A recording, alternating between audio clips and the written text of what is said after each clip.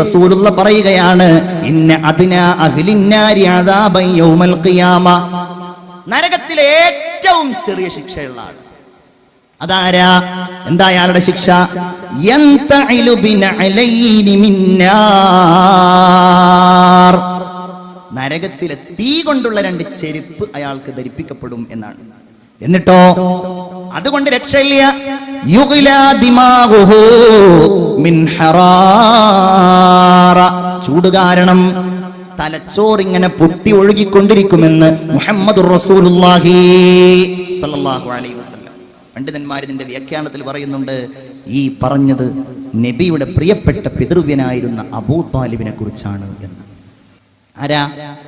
റസൂലിന്റെ സംരക്ഷകനായി, താങ്ങായി, തണലായി, ഒരു പിതാവിനെ പോലെ ദാരിദ്ര്യത്തിന്റെ കഷ്ടപ്പാടിന്റെ വേളയിലും പൊന്നുമകനെ പോലെ വളർത്തിയ അബൂ താലിബ്, മുസ്ലിമാകാൻ സൗഭാഗ്യമില്ലാതെ പോയ അബൂ താലിബ്, അബൂ താലിബിനാണ് ഇത്ര ഈ ശിക്ഷ.